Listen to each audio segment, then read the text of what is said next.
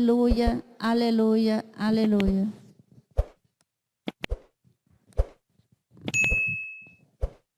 O Senhor esteja convosco.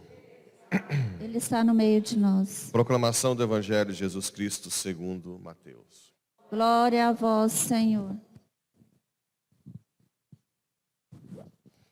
Naquele tempo, alguém aproximou-se de Jesus e disse: Mestre, o que devo fazer de bom para possuir a vida eterna?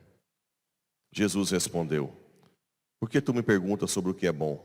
Um só é o bom. Se tu queres entrar na vida, observa os mandamentos.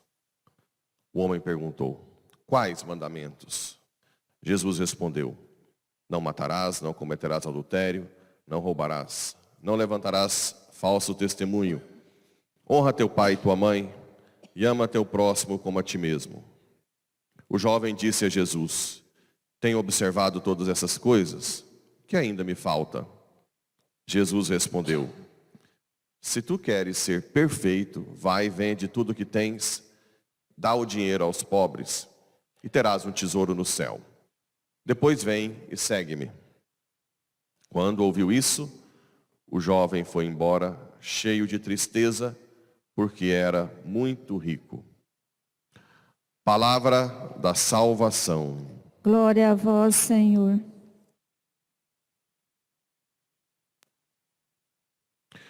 Muito bem. Estamos aqui, algumas leituras. O livro dos Juízes, que a igreja colocou logo depois da promessa que o pessoal fez com Josué de não trair a Deus, é para mostrar que o povo não cumpre a promessa, né? Então o livro de Juízes é chamado um livro cíclico, no sentido, é sempre assim, todo o livro de Juízes. O povo trai,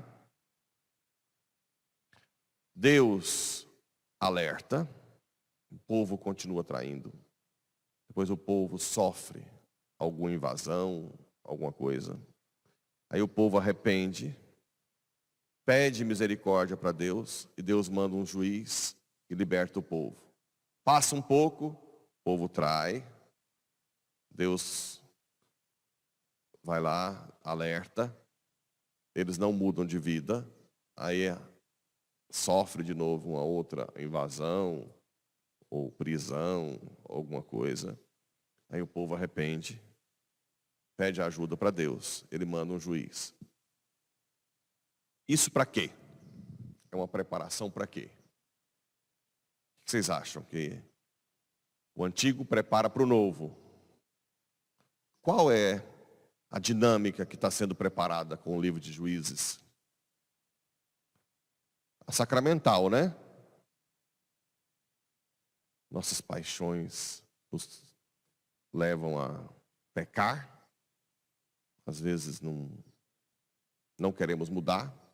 Depois tem as consequências do pecado. Aí eu arrependo, busco a confissão. Confissão perdoa, me dá a graça para não cair, mas aí se eu for cair de novo. Então, isso é um treinamento para isso. Para nós reconhecermos que sem a graça, sem a ação divina, nós não damos conta de ser fiéis.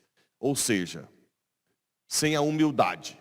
A definição de humildade para o cristão não é ser bobo, não brigar, não falar nada, não ir atrás dos direitos, né? Não é isso. Humildade para o cristão é reconhecer que somos totalmente dependentes de Deus para ser bons. Por isso que vai ter o evangelho, né? A bondade é Deus. E é daí que Santo Agostinho tira a definição de mal. Qual é a definição de mal de Santo Agostinho? Lembram? A ausência do bem. Gostando de ver. Sem a definição de mal de Santo Agostinho, o povo coloca a gente na parede. Por que que o seu Deus existe e tem gente que estupra e violenta crianças? Se ele é onipotente, por que ele não faz nada? Né? Que Deus é esse seu? Justamente a resposta nasce dessa definição de Santo Agostinho. Só Deus é bom. Quem opta por dar as costas a Deus, vive o mal, a ausência do bem. Certo? É uma sombra que vem do livre-arbítrio dado por Deus. Então, o mal nasce na vontade humana de dar as costas ao bem, de viver longe do bem. Certo? Ora, se Deus deu o livre-arbítrio para dar as costas ao bem, ele não pode, em hipótese alguma, impedir as consequências do mal. Porque senão, seria um livre-arbítrio parcial. Se eu bebo até ficar bêbado e saio com o meu carro e tem uma criancinha na calçada brincando e o carro vai em direção à criança, ele não pode parar, né? O carro, porque senão não seria um livre-arbítrio. Se eu estou bêbado dirigindo, há grande chance de um problema, uma consequência. Ah, mas o que? Aí vem a segunda pergunta. O que a criança tem a ver? Não é isso? Porque tem crianças aí que são violentadas décadas. Presas, né? Não teve, né, casos aí? Aí só explica o mistério do sofrimento. O santo tolerava o sofrimento pela graça. As crianças são consideradas santas, porque elas não têm essa nossa maldade. Então elas têm a graça, essa graça do alto, como se fossem santas. Então a primeira coisa é que Deus está com elas ali, interiormente, suportando, dando fortaleza. É um mistério. Depois, a vida eterna.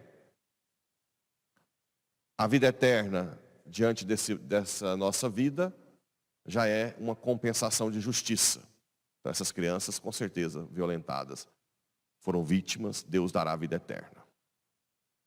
O mistério do sofrimento e a vida eterna. Mas sempre é um mistério. Sempre um mistério, né? Se você for num hospital de câncer de criança, você vai ver, quando a criança não está em procedimento, ela está brincando.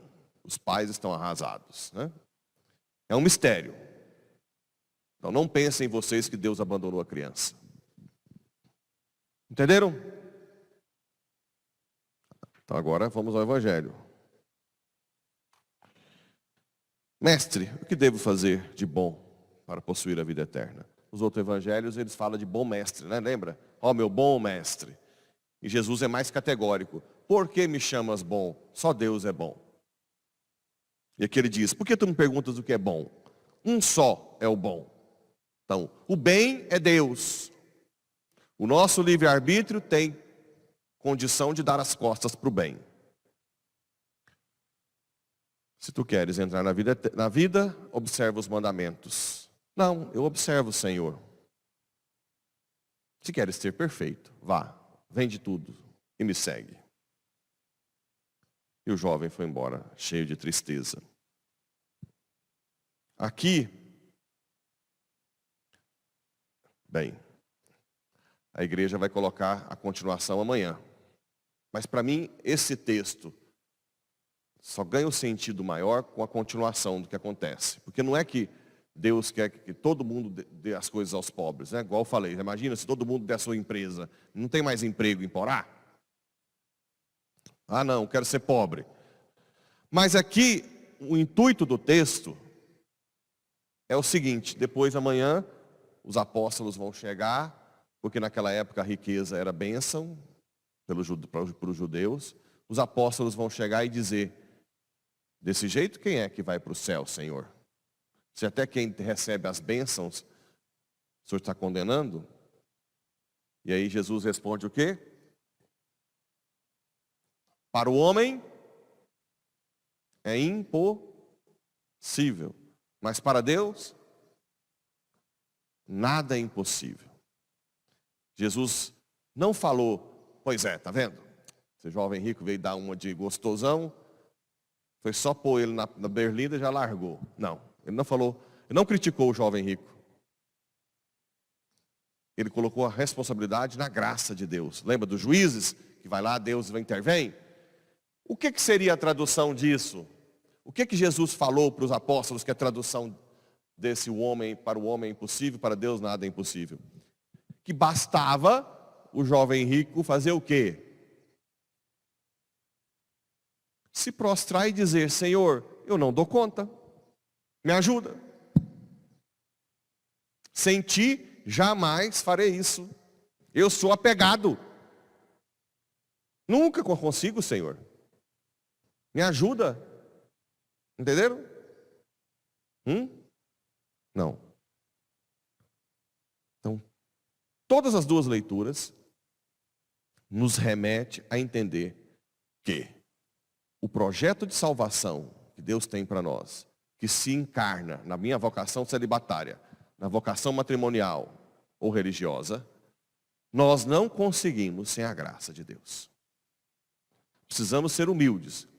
O que é ser humilde? Reconhecer que dependemos totalmente de Deus para sermos bons.